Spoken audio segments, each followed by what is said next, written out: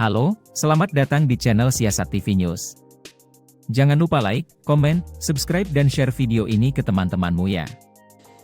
Dan itu yang dibebankan oleh konstitusi pada presiden, yaitu cerdaskan kehidupan bangsa. Yang kedua adalah pelihara fakir miskin. Dua hal itu menyangkut public policy. Apakah kebijakan publik Indonesia sudah mencerdaskan kehidupan bangsa? Sudah merawat fakir miskin? Saya beri datanya. 2 minggu lalu heboh di sosial media karena Indonesia di dalam indeks kecerdasan Asia IQ kita cuma 70, nomor 2 dari bawah Laos dan Timur Timur. Sementara Vietnam, Singapura, Filipina di atas IQ-nya. Jadi kalau dibilang bahwa bangsa ini mengalami kecerdasan, enggak, justru indeks internasional mengatakan bangsa ini adalah bangsa dungu. Bukan saya bilang, kalau saya bilang nanti orang marah, itu dasarnya. Itu problem kita dalam soal pendidikan tadi. Jadi masalahnya ada pada public policy.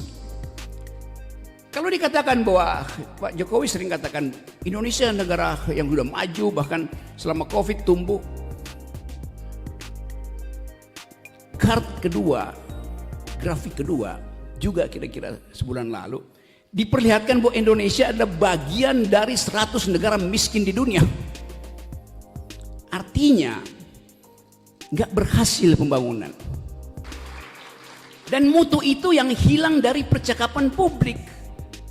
Karena percakapan publik dikendalikan oleh slogan-slogan di baliho.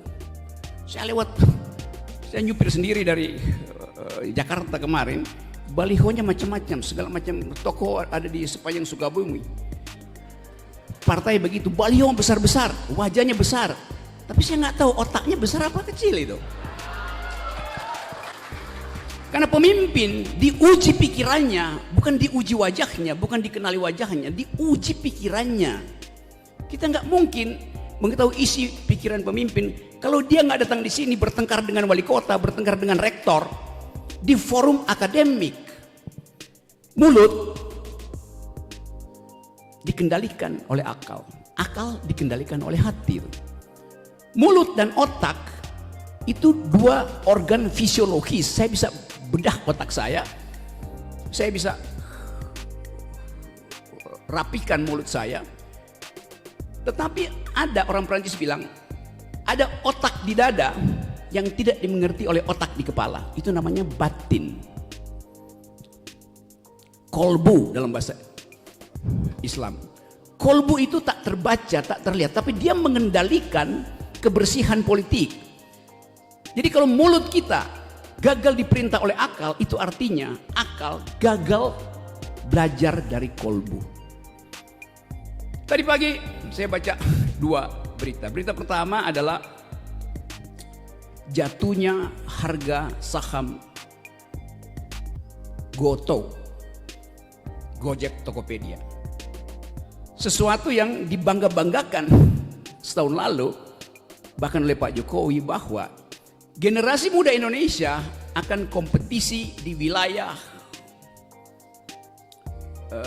startup.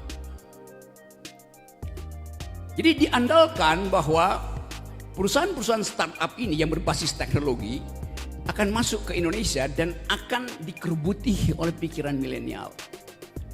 Tapi dalam kasus Goto kita tahu bahwa itu semacam perselingkuhan politik antara Tokopedia dan Telkomsel yang jadi skandal.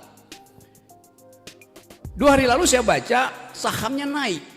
Nah, itu dipromosikan bahwa investor asing, ini buat mereka yang belajar business policies harus perhatikan itu. Investor asing memborong saham Goto. Oh, oke. 2 hari kemudian sahamnya jatuh. Apa artinya itu dari ilmu administrasi bisnis? Artinya saham itu bisa digoreng di tingkat berita.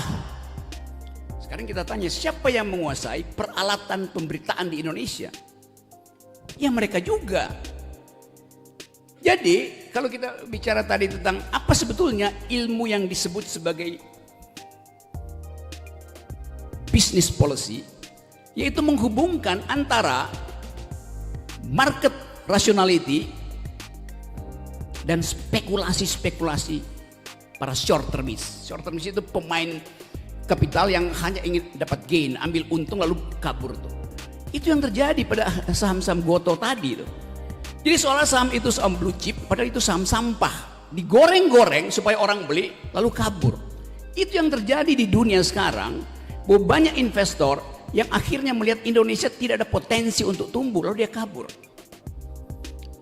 Itu. Jadi kita belajar business policies juga dengan memperhatikan public policies.